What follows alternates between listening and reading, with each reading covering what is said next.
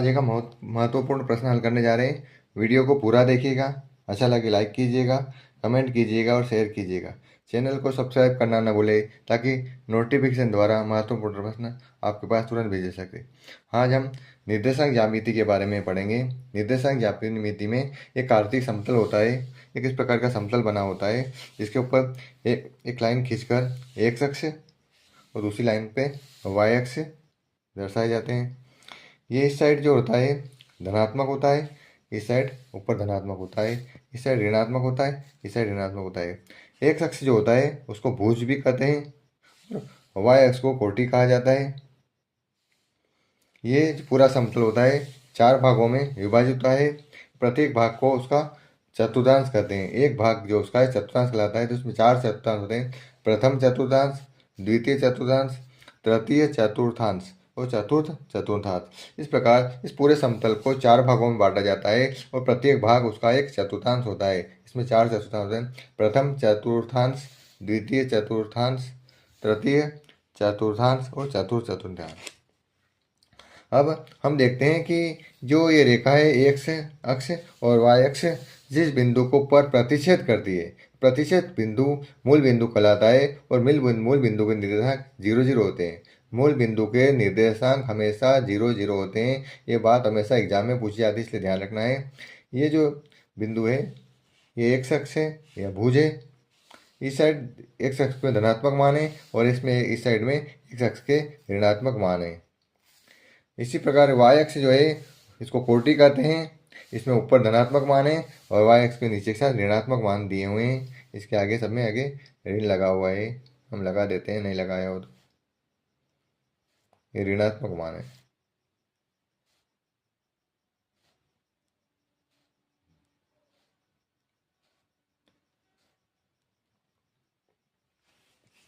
आगे हम देखते हैं कि एक प्रश्न दिया हुआ है -2, 4, 3, -1, -1, 0, 1, 2, -3, -5 किस चतुर्थांश में है या किस अक्ष पर है। अगर इस रेखा पर स्थित है तो अक्ष पर है, एक्स अक्ष पर है, और इस रेखा पर स्थित है तो वाई अक्ष पर है। इसको पता लगाएंगे। इस भाग में है तो प्रथम चतुर्थांश में, इस भाग में है तो द्वितीय चतुर्थांश में, इस भाग में है तो तृतीय चतुर्थांश में और इस भाग में है चतुर्थ चतुर्थांश। हम सबसे प्रथम थे -2 और 4। यह जो मान है एक्स अक्ष है और ये वाई अक्ष है। यह भुज है और यह कोटि है। मतलब अगर पूछ लिया जाए कि -2 और 4 में भुज क्या है तो -2 भुज है और 4 कोटि है। या एक्स अक्ष कौन सा है तो -2 एक्स अक्ष पर है और 4 जो है वाई अक्ष पर। तो हम इसको इस समतल पर दर्शाएंगे, कार्तीय समतल पर। किस प्रकार से -2 मतलब एक्स, एक्स में जो ये इधर धनात्मक है इधर ऋणात्मक है तो -2 इस साइड आएगा, तो ये -2 हुआ। और 4 दिया हुआ है तो इसी सिद्ध में धनात्मक मान ऊपर के चलेंगे, 1, 2, 3, 4। तो ये एक बिंदु प्राप्त होगा। इधर से -2 है और इस साइड से -4। तो इसके ऊपर हम लिख देंगे -2 और 4। -2 है और ऊपर जा रहे हैं धनात्मक मान है तो यह द्वितीय चतुर्थांश में। तो हम लिख देंगे, बताएंगे, दर्शाएंगे कि यह जो मान वैल्यू है द्वितीय चतुर्थांश में है। तो इसके सामने हम लिख सकते हैं -2, 4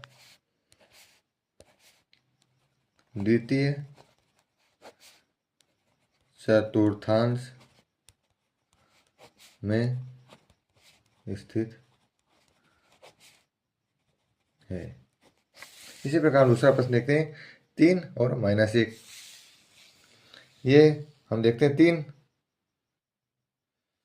तो 3 का मान इस साइड आएगा 1, 2, 3 और -1 है। -1 मतलब नीचे की साइड, तो यहाँ पर आएगा -1, ये है तो इस जगह बिंदी लगा देंगे। हम देखते हैं कि 1, 2, 3 इधर है और -1 इधर है। तो यह जो है चतुर्थ चतुर्थांश में, तो इसके सामने हम लिख लेंगे। पहला हो गया। दूसरा देखते हैं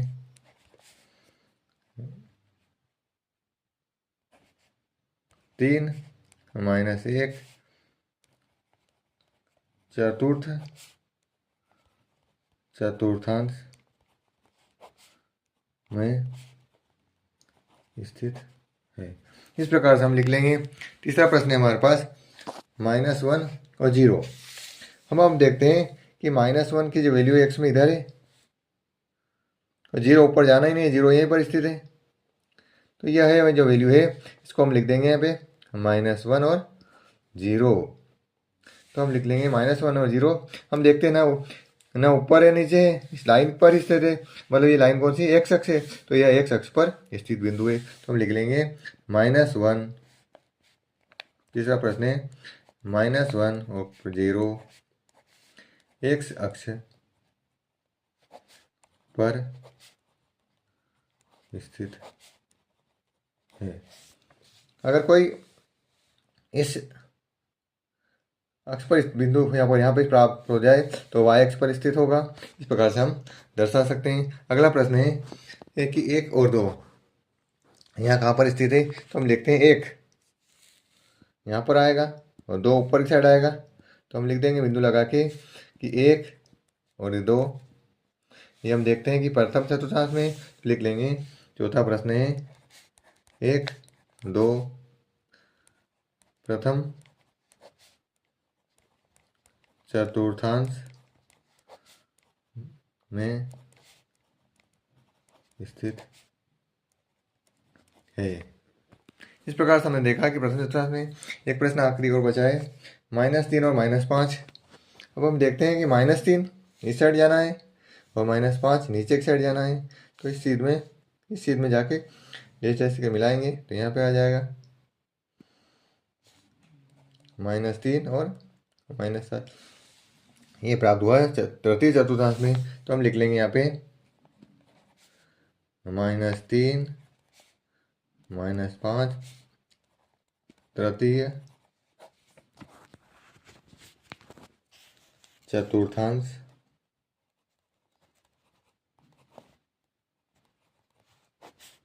में स्थित है।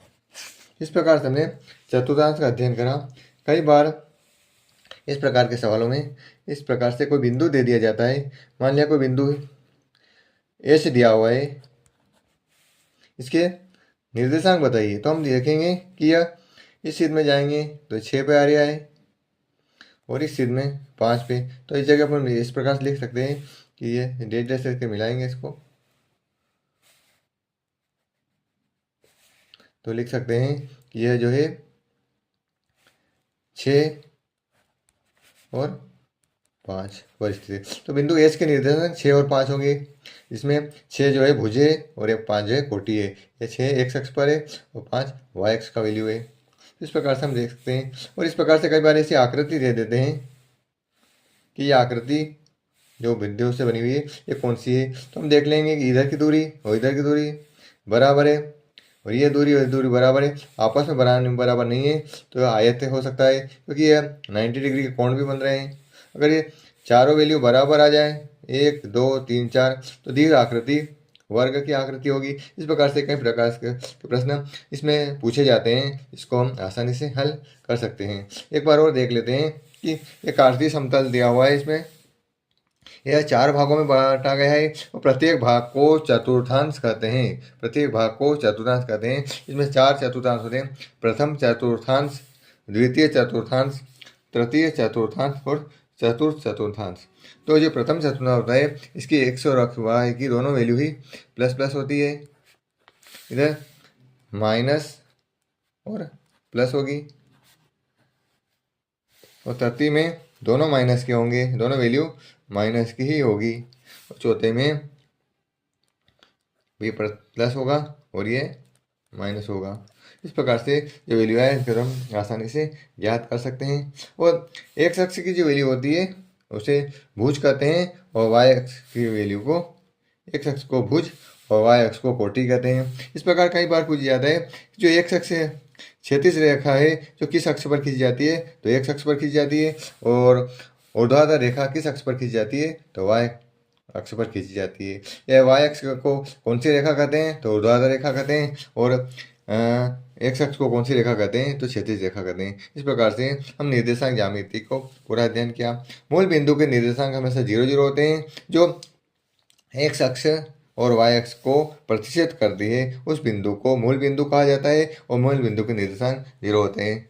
इस प्रकार से हमने कई परिभाषाओं का अध्ययन किया। वीडियो को पूरा देखने के लिए धन्यवाद। इस प्रकार हमारे चैनल के साथ बने रहिए ताकि महत्वपूर्ण प्रश्न आपके पास तुरंत भेजे जा सके।